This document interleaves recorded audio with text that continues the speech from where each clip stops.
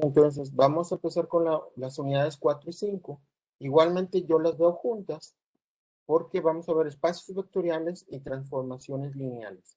¿Sí? Vamos a ver las definiciones y los conceptos nuevos sobre los temas que ya vimos de las primeras unidades, pero que se relacionan mucho con estos temas. ¿Sí?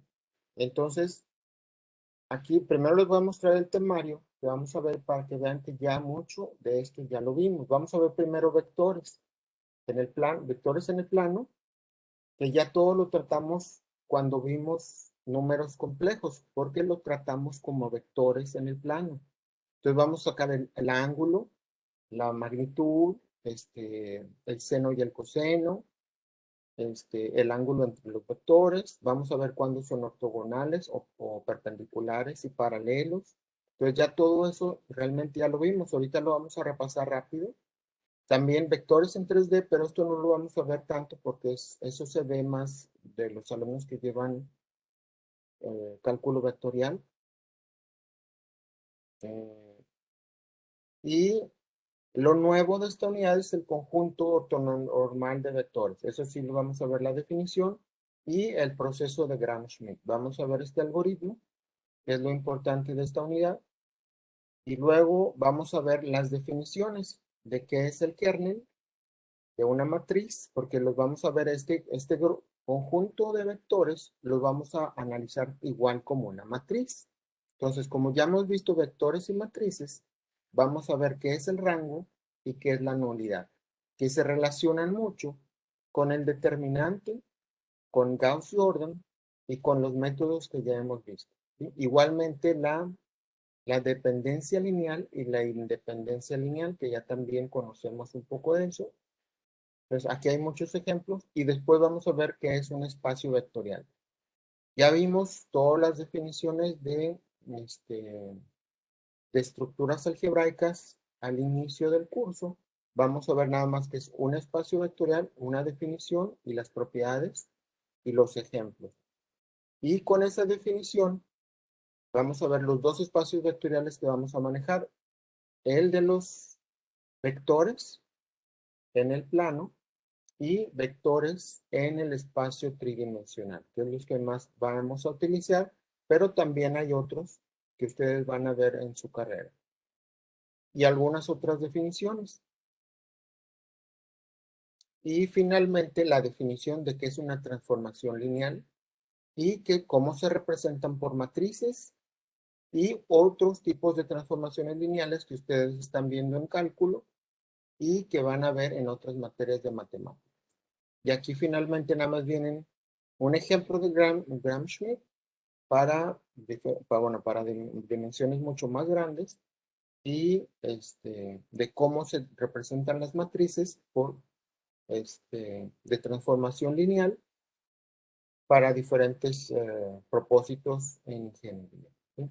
Entonces vamos a empezar por un repaso de vectores, cómo se representan en el plano y en el espacio tridimensional.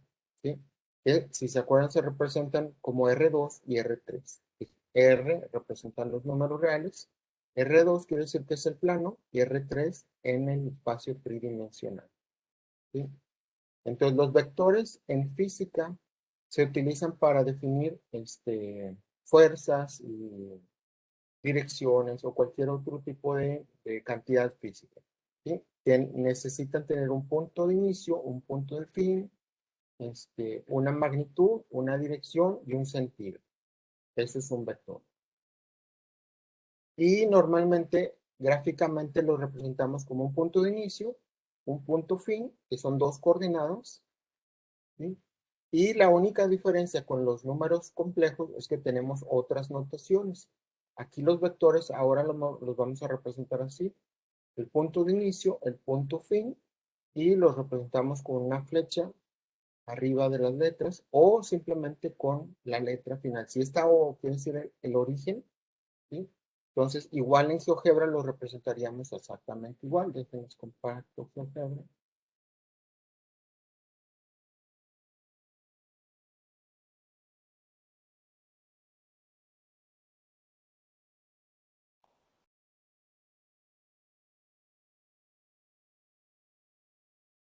Entonces aquí en GeoGebra puedo dibujar un vector de un punto inicial, un punto final. Entonces aquí tengo el punto inicial A, el punto inicial, el punto final B, y este es el vector AB. ¿Sí? Y aquí ustedes pueden ver, en este lado está la coordenada A, la coordenada B y el vector AB. ¿Sí? Y esas son la notación que se utiliza en vectores. ¿Sí? Se pueden escribir así o simplemente decir vector AB, vector OB o el vector B.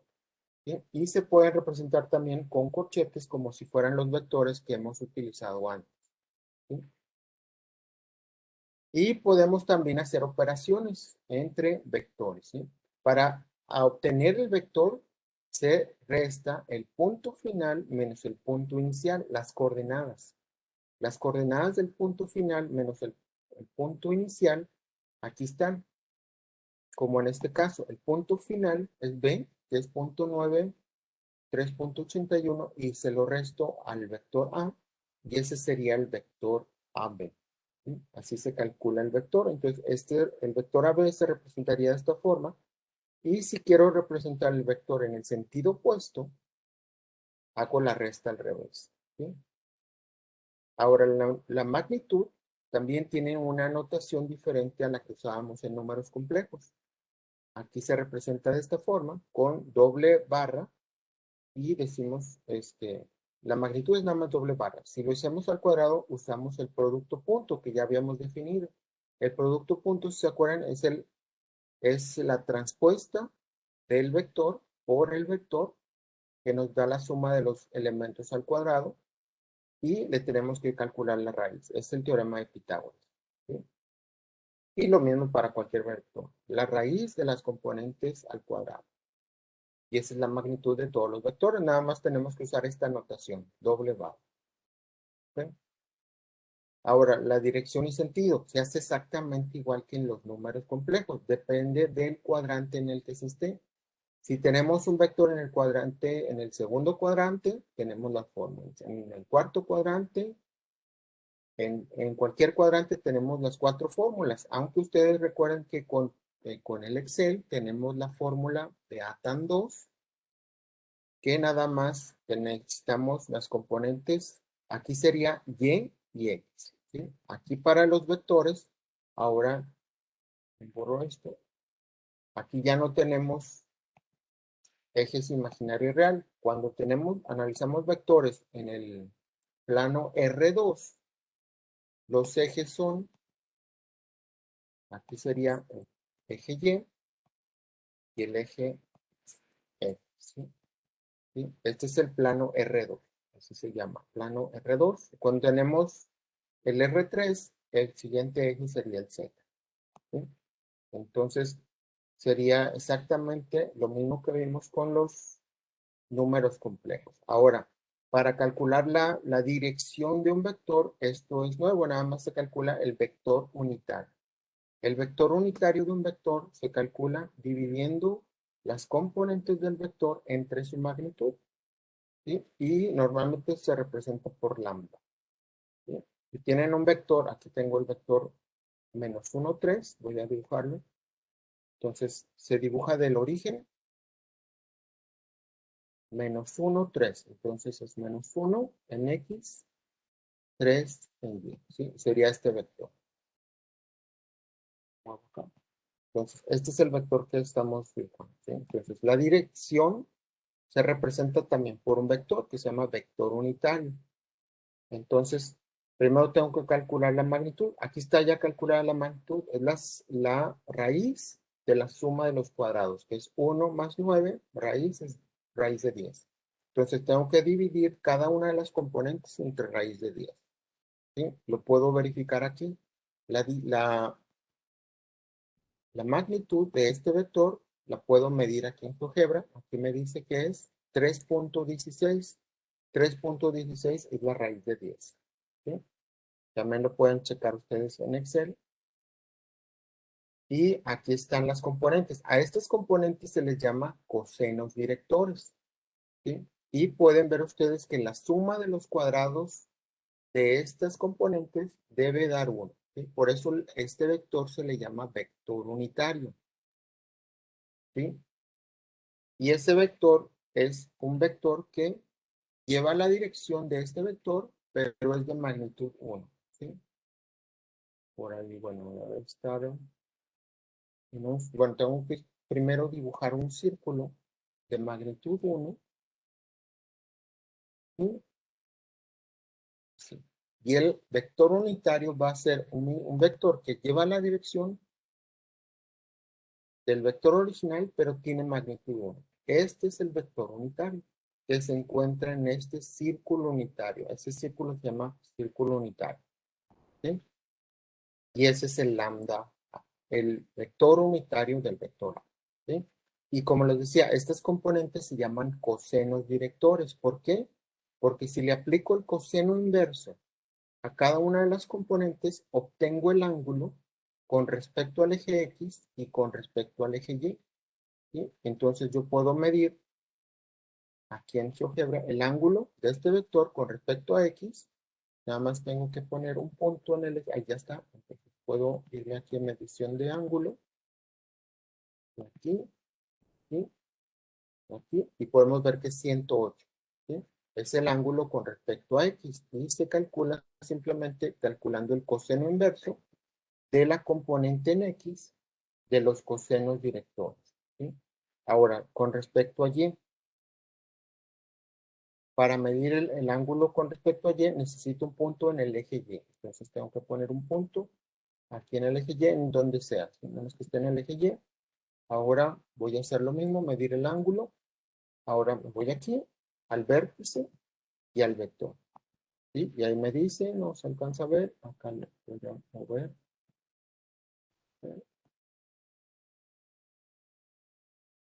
Bueno, ahí ustedes lo alcanzan a ver. Dice 18.43, ¿sí? 18.43. Ahora que no puedo moverlo, pero por ahí está, ¿sí? 18.43. Son los ángulos con respecto al eje X y al eje Y. Y si los restamos, ustedes van a ver que dan 90 grados.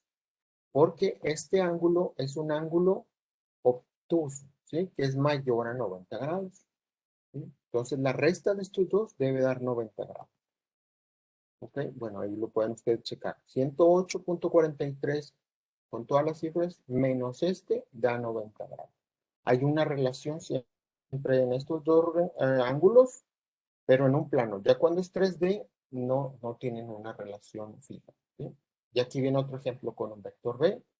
Está haciéndose lo mismo, se calcula el vector unitario, se verifica que sea unitario, los cosenos directores. Aquí ustedes también pueden ver que la resta de este menos este debe dar 90. También, bueno, ahí vienen muchos más ejemplos de otros vectores, nada más para que entiendan qué es un vector unitario, ¿sí? Ahora, hay otros ejes unitarios que se utilizan para el eje X y Y. Ya habíamos visto que en los números complejos se usan I y J. Aquí se van a usar de otra forma. Ya no se usan con gorritos, se usan con flechita, ¿sí? Entonces, I y J se usan aquí los dos. La I la vamos a usar para el eje X. Entonces, dejen borro estos vectores. Pero necesitamos el círculo unitario, porque esos dos vectores están exactamente en el círculo unitario. Entonces, los vectores unitarios del plano XY, este es el eje, es el vector, perdón, unitario Y, y este es el vector unitario J. Así se llaman en R2. Aquí es el, bueno, se llama, aquí vamos a poner I minúscula. Muevo, este es, ahorita lo muevo, y aquí este es J. ¿Sí? Entonces, aquí este es el vector J, y este es el vector, este no es, este es el vector Y. ¿Sí? Entonces, en el eje X, ya quedó el eje X, tiene su vector unitario que se llama Y, con flechita. Bueno, aquí le podemos poner le podemos poner la flecha. Para eso necesito usar los comandos de LaTeX. Entonces se pone slash, y luego tengo que poner dec, y luego llave, llave. Y ya le aparece la flechita, ¿sí? Igual a la J la selecciono, y luego le pongo slash, dec, Y ahí me parece por ahí. Ahí está, la flecha, ¿sí? Y esos son vectores unitarios del plano R2, del eje X y del eje Y. ¿Sí? Así se representan. Tienen que estar en el círculo unitario. ¿Sí? Y con estos yo puedo representar cualquier vector. O sea, ahora quiere decir que si yo dibujo un vector desde el origen, digamos, este vector, ahora en vez de representarlo como 5,4, que son las coordenadas, ahora este vector, como de forma de con esta notación, lo voy a representar ahora sí. Le voy a poner 5 y ahorita, bueno, que van a ver cómo queda. Y luego 6 por, ¿sí? Ahora, igual como los números complejos, tengo que separar la parte real y la parte imaginaria, pero aquí ya no son parte real e imaginaria, sino es el eje X y el eje Y. ¿Sí? Tengo que separarlos así. Y es otra notación que se usa de los vectores. En vez de dar las coordenadas, voy a decir quién es la parte real y quién es la parte imaginaria.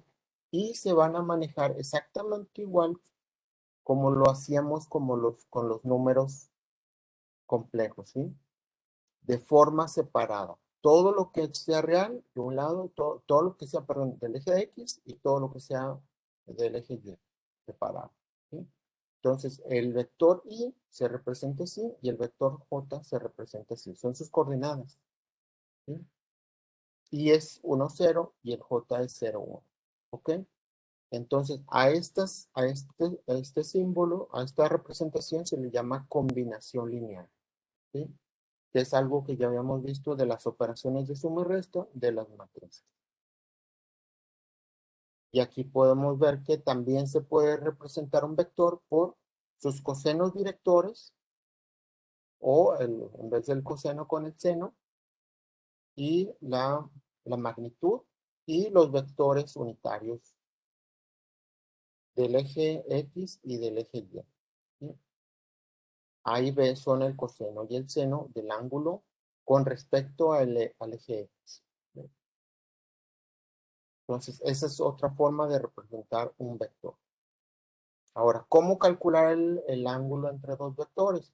De esta fórmula ya habíamos visto algo, pero igual que lo habíamos mencionado antes, aquí lo único que nos va a servir es cuando son este, ortogonales o perpendiculares.